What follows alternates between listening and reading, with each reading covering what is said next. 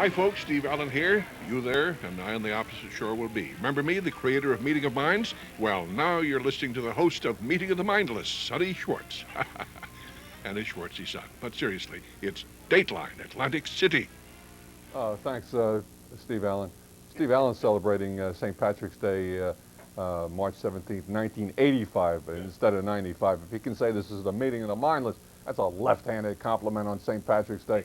I still have my this green carnation, and I'm sipping of it, along with that green beer today, sure, in Bagura. It is St. Patrick's Day and St. Patrick's Night. Right here on Dateline, Atlantic City, March 17th, 1995, as we stroll down memory lane with Joe Franklin, my friend. So right now we are going to pick it up. As we said minutes before the show tonight, we sat down with Joe and Rich Orenstein, his producer, longtime producer, and his right arm and his left arm and his middle arm and his legs and his body, heart, and soul. And we had some fun with them. Of course, Joe in town, as we mentioned, to be honored by the good folks of Brimfield Associates, producers of the Atlantic City show. And I have to tell you this, that Joe not only browsed, but when he was at the Atlantic City show at Convention Center, which officially kicks off tomorrow, but today they gave it a little jump start in honoring Joe and Charles Schulz, the creator and cartoonist of Peanuts and a few other 1,000 cartoons. They gave him a Lifetime Achievement Award as well. Joe was absolutely mobbed by both the exhibitors and some of the people who had kind of sneaked in for that sneak preview. And he wound up clutching, as he left the convention center, a three-legged horse.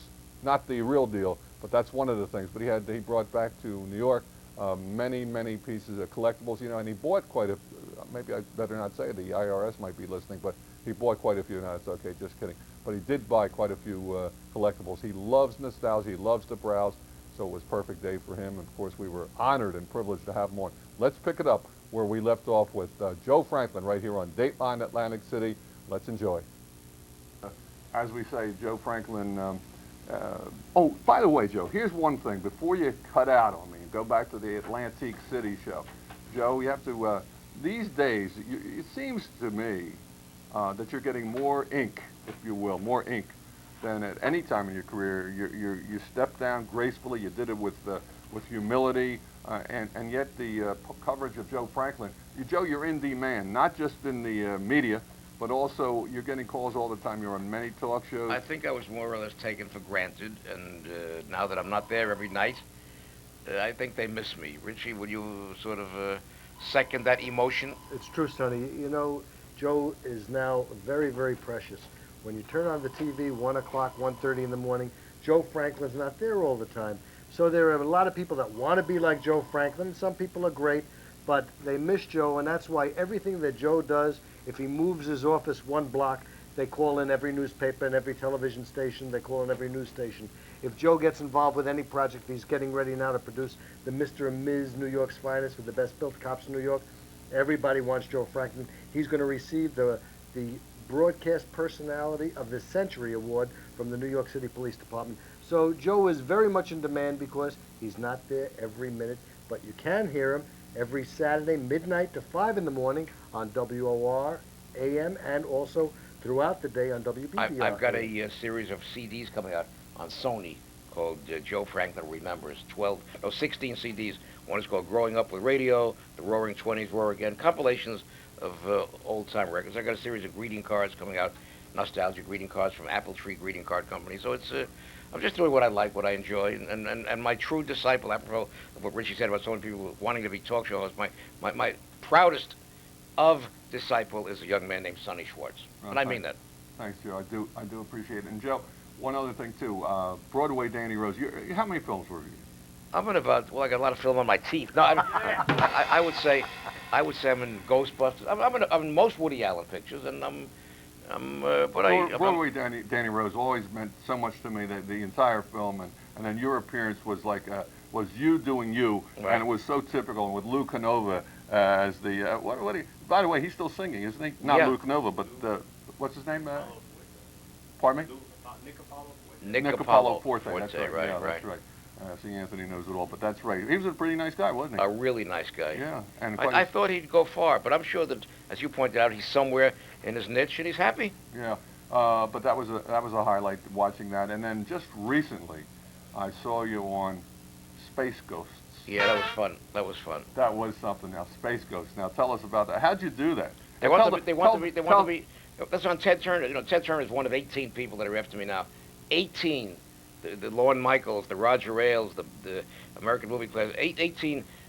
And Sonny Schwartz make it 19. No, I mean to go back into heavy 5-time-a-week TV. Yeah. I told them that I don't want to host Space Ghost, but I'll do a couple of guest appearances, and so I was finally on the Cartoon Network. And On the Cartoon Network, yeah. It was fun.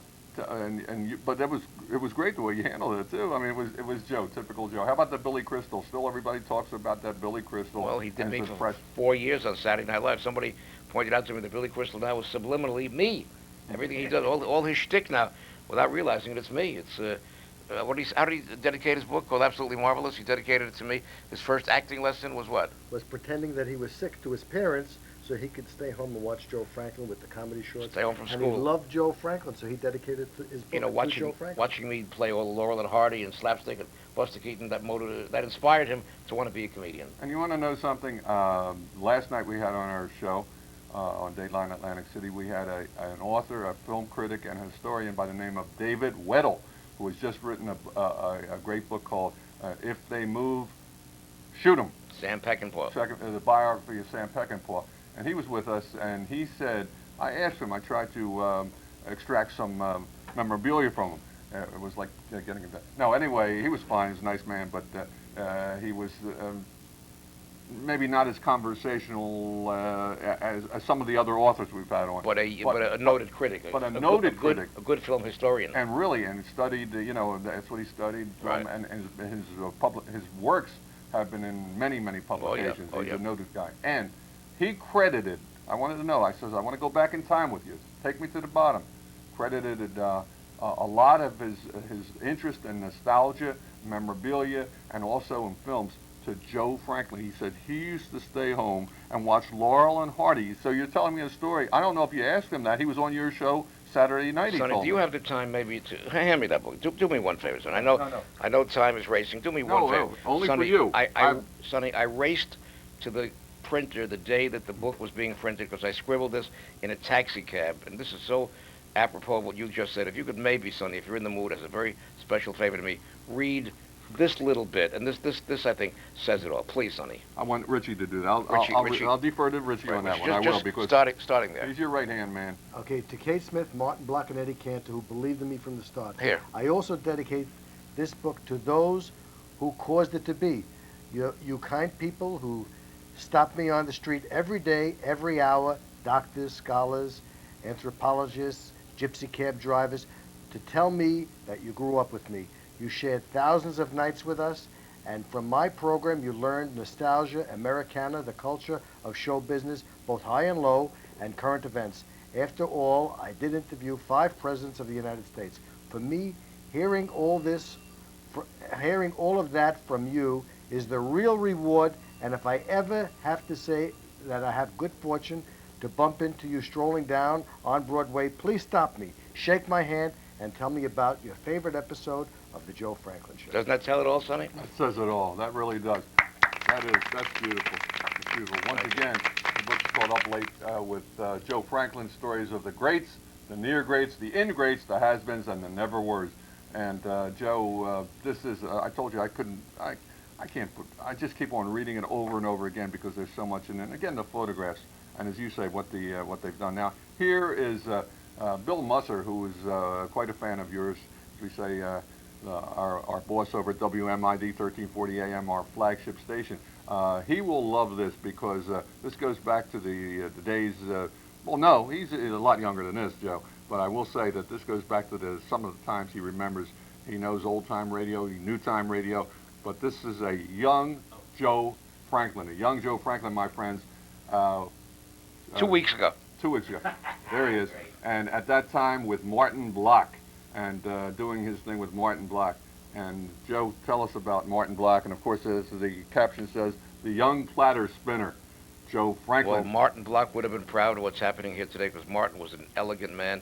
He would have been proud of your friend Bill over there because Bill is one of those that are constantly defining and redefining tasteful radio. And I'm very honored to be identified with you and with Bill. Okay, that's great. And right now, we do have a surprise for, one more surprise for Mr. One or two? We have two quickies. Okay, two quickies.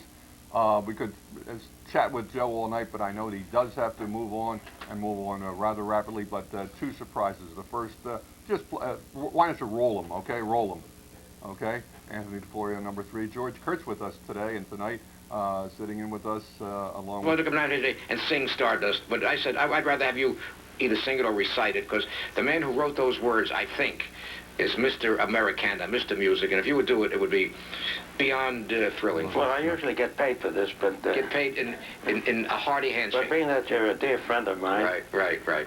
Is this the most recorded song of all time? Yes, they say. How many, in the thousands? Yeah, I'd say. Okay. I don't keep track of it. No. But you get the royalty checks. You know, I told you before not to introduce monetary matters because I'm an artiste. Right, and money isn't everything. No, it's most... No. It's just the secondary consideration. Health and happiness are 1%. I'd say 99%. Right, I'm only kidding. I know you are. Mitchell, please. This man wrote these words to an unknown instrumental about 1931. 29, yeah. and it became the most popular lyric in the history of lyrics, if you're in the mood. Well, when we wrote it, you know, we didn't know what it was going to become. I know. See, you don't write a standard. You don't sit down and say, I'm going to write a standard. Just another song.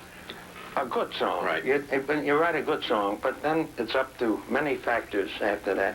And very few attain standard status. The song that millions of people fell in love to, got married to, had babies to, and Mr. Parish wrote and these... some show hostility. Show hostility, right. Mr. Parish I want to get that in. Wrote these words, non-hostile, non-cantankerous today. What is it you would like me to do? Stardust. And now the purple dusk of twilight time steals across the meadows of my heart. High up in the sky, the little stars climb, always reminding me that we're apart. You wander down the lane and far away, leaving me a song that will not die.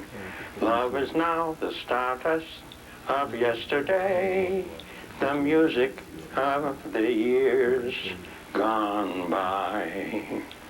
Sometimes I wonder why I spend the lonely night dreaming of a song. The melody haunts my reverie, and I am once again with you when our love was new, and each kiss an inspiration. Ah, but that was long ago. Now my consolation is in the stardust of a song beside a garden wall. When stars are bright, you are in my arms. The nightingale tells his fairy tale of paradise where roses grew. Though I dream in vain, in my heart it will remain. My stardust melody, the memory of love's refrain.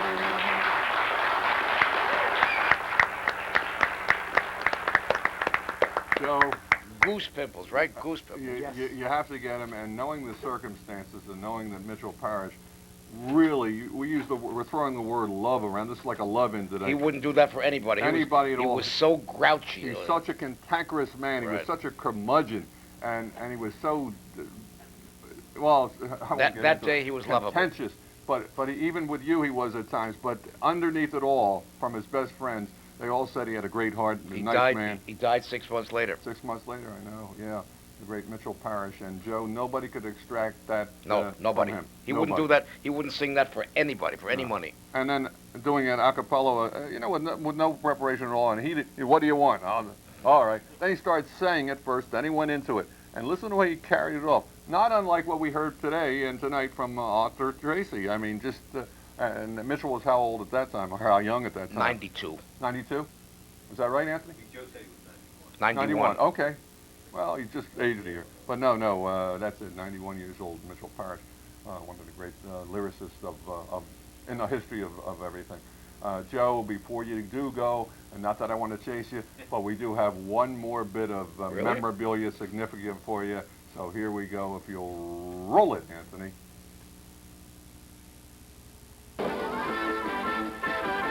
A very not only special, but a very important interview, and it goes, as Joe Franklin will say at a time like this, into the archives, right? Into the time capsule, into the vault. It'll be for all time to come.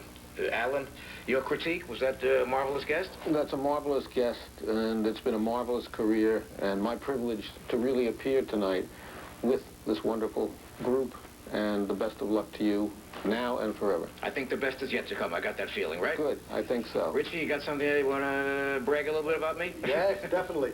This is from the governor of New York. No, we got to mention these letters that we had framed are unsolicited. Nobody That's right. called these people and asked them to send us a letter. This is a beautiful one from Mario Cuomo, and he says that he's got very fond memories of sitting here with us about 27 different times. And this one came from Ronald Reagan. President Reagan, yes. And among all the items, he says, personally, I remember my interview with you with great fondness. It could have been 5 interviews on this program with Ronald Reagan. And that's what you call a little bit of down memory lane. And this is Bill Clinton's license plate from his inauguration limousine, and he says he knows you interviewed 7 presidents. He's going to be number 8.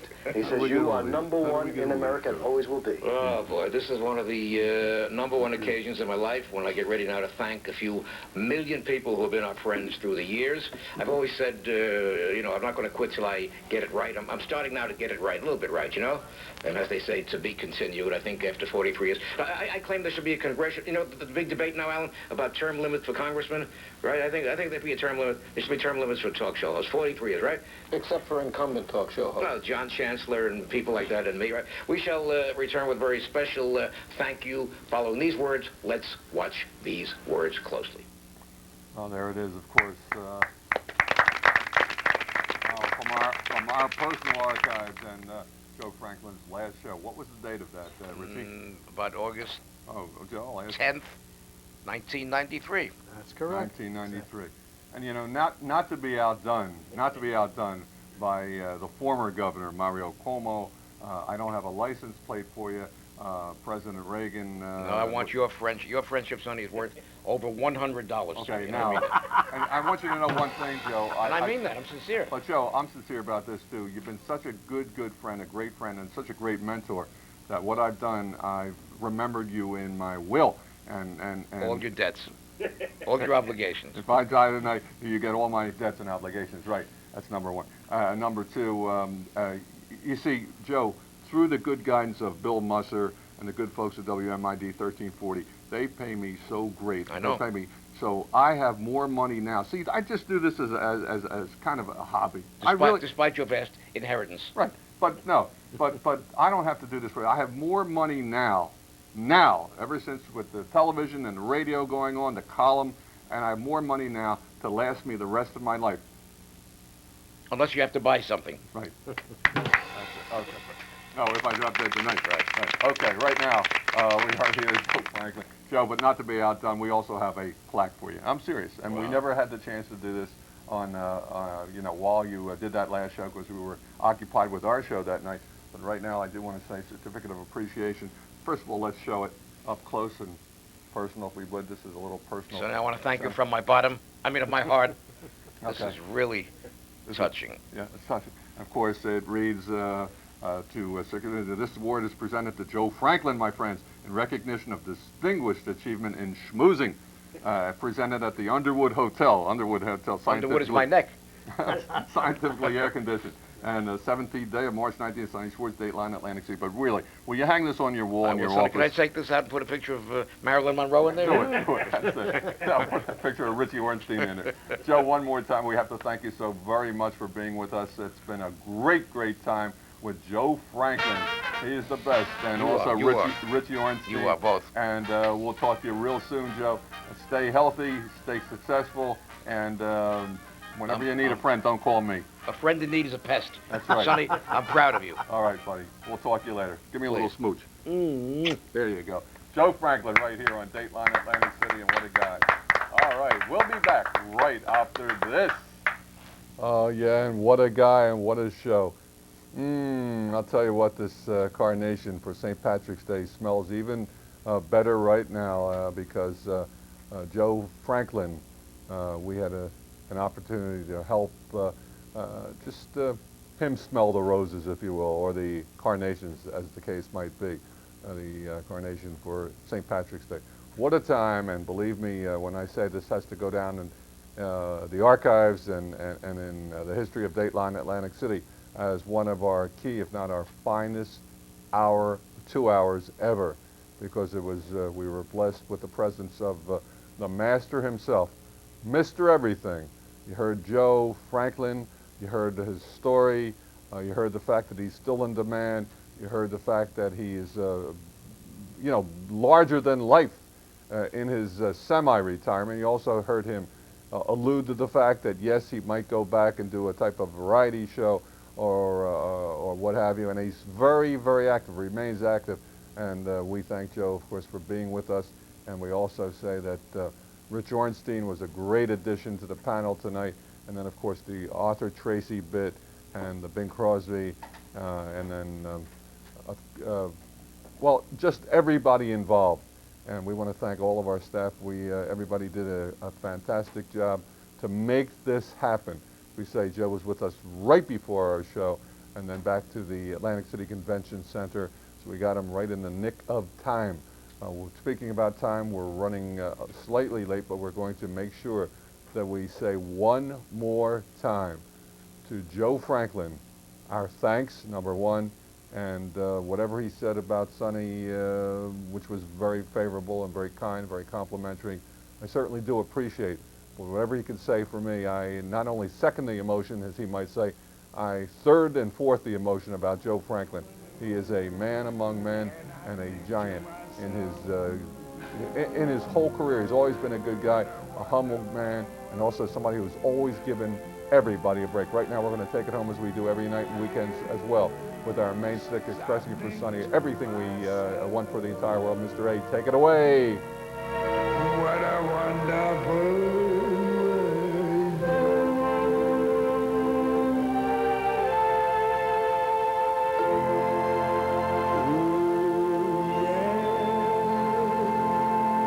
Oh, yeah, Louis Armstrong, Pop Satchmo expressing for all of us. Of course, Louis Armstrong, a guest on Joe Franklin's many times in the past, and his revered memory lives on as well.